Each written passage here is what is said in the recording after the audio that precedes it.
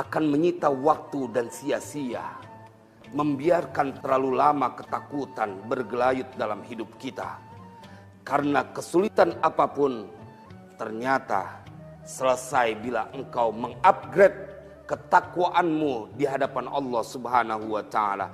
Jangan mudah marah, menjadilah pemaaf, dan teruslah engkau menjadi orang yang memperbaiki diri, dan engkau berinfak di jalan Allah dalam keadaan apapun, maka Allah akan berikan jalan keluar. Bukan hanya itu, wa yarzuqhu min haitsu la yahtasib, dan dia Allah akan memberikan rizki dari arah yang dia tidak duga. Nikmat betul jadi umat Nabi Muhammad, dan perkara kecil untuk Allah melakukan itu.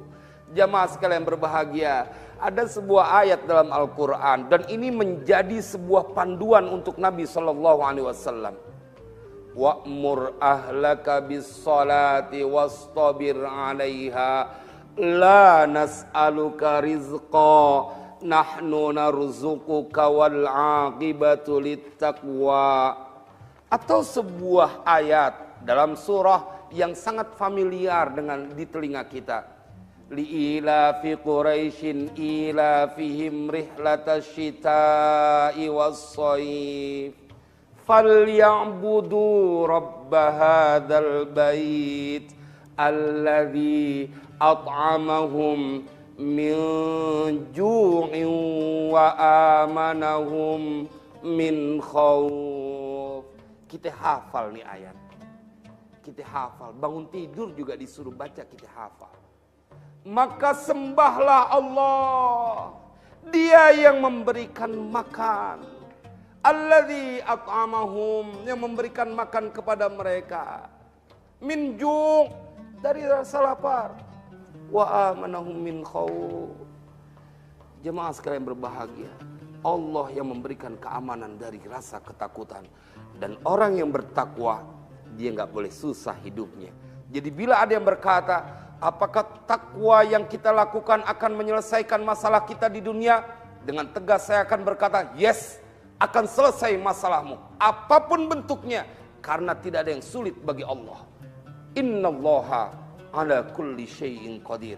Permasalahannya, apakah engkau mempunyai keyakinan bahwa Tuhan yang kau sembah mampu melakukan apa saja? Itu penyebabnya.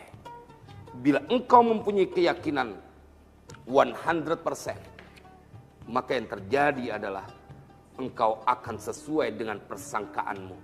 Allah akan sesuai dengan persangkaan hambanya.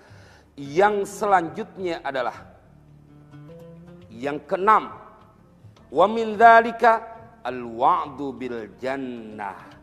Janji Allah buat orang yang bertakwa, mereka akan mendapatkan sebuah tempat yang disebut dengan surga. Tilkal jannatul lati nurithu min ibadina man kana taqiyya. Menguatkan dari apa yang disampaikan oleh Tuan Syekh Al-Habib Abdullah bin Alwi Al-Haddad, surah Maryam ayat ke-63 ini, dan kemudian juga surah Ar-Ra'd ayat ke-35. Pemirsa silahkan sambil disimak. Mathalul jannatil lati wa'idal muttaqun. Surga yang dijanjikan buat orang-orang yang bertakwa. Begitu lengkap apa yang dijanjikan dan akan didapatkan oleh mereka yang bertakwa. Ada orang yang berkata, hidup itu di dunia Ustaz, nanti bagaimana aja, jangan kebangetan, ente nekat. Hidup di dunia yang cuma puluhan tahun, ente nggak mau susah. Masa ente mau gambling urusan yang lama? Di dalam kubur boleh jadi ratusan tahun. Utsman bin Affan menangis setiap kali berziarah, karena beliau bilang, bila ada orang selamat di dalam kubur ini, maka selamat selanjutnya. Ada seorang tabi'in yang dia sebenarnya beriman kepada Rasulullah pada saat Rasulullah ada, tetapi kemudian tidak bertemu, dan kemudian dia disebut sebagai tabi'in. Kita akan temukan kisahnya dalam kitab Ihya Imam Ghazali. Namanya Ahnaf bin Qais. Dia sudah tua. Pada saat kemudian keluarganya mengingatkan, inna sawma yudha'ifuka, bahwa puasa itu akan membuat engkau lemah. Ahnaf bin Qais kemudian berkata, "U'idduhu li safarin tawilin." Aku mempersiapkan amalan ini dengan puasa ini untuk sebuah perjalanan yang panjang di dunia. Baina sittin wa sab'in, umur umat Nabi Muhammad antara 60 sampai 70 tahun. Tetapi pada saat engkau di alam barzakh dan ketika nanti dibangkitkan, maka saat dibangkitkan itulah hari di mana engkau hanya akan menyesali apa yang telah engkau lakukan bila membiarkan dirimu terus dalam keadaan durhaka di hadapan Allah. Yauma yafirul mar'u min akhi wa ummihi wa abi wa sahibatihi wa bani likulli imri'im minhum yauma idzin sya'nun yughni.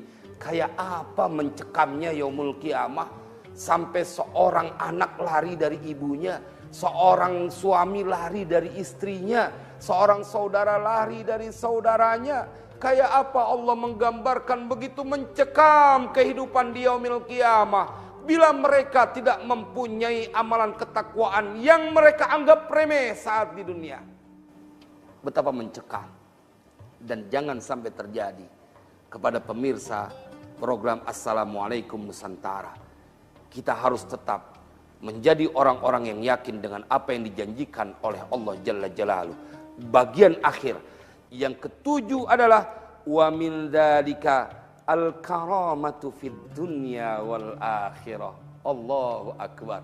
Ini yang akan menjadi penutup dari semua keraguan mereka yang berkata bahwa ketakwaan urusan akhirat. No.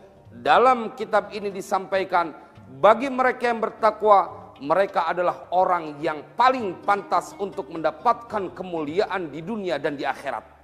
Enggak boleh hidup hina, enggak boleh hidup susah, enggak boleh hidup sengsara. Kenapa? Karena ada janji dari Allah, inna akramakum indallahi atqakum. Sesungguhnya yang paling mulia di antara kalian di sisi Allah adalah yang paling takwa di antara kalian. Faja'alal karamata indahu bittaqwa la bil ansabi wala bil amwali wala bi syai'in akhara. Kata Tuan Syekh Al-Habib Abdullah bin Alawi Al-Haddad, Allah menjadikan kemuliaan di sisinya dengan ketakwaan. Ukurannya adalah ketakwaan. La bil ansab, bukan dengan nasab. La bil amwal, bukan dengan harta. La bi syai'in akhar, bukan tidak sesuatu yang apapun itu yang lain dari amwal maupun dari ansab. Mudah-mudahan memotivasi diri kita. Bangkit wahai saudaraku. Jangan pernah ketakutan bahwa janji Allah itu dia pasti akan terjadi. Apa yang membuat engkau ragu kepada janji Allah dan pertolongannya bila 1 bulan penuh engkau telah melakukan puasa yang berjanji tentang kemuliaan-kemuliaan dan kedahsyatan yang akan didapatkan dari orang-orang yang bertakwa adalah dia yang memerintahkan kita berpuasa 1 bulan Ramadan kemarin. Bila engkau melakukan itu, mengapa sesuatu yang menjanjikan dan membahagiakan kau biarkan dirimu dalam keraguan? Mudah-mudahan ini menjadi manfaat.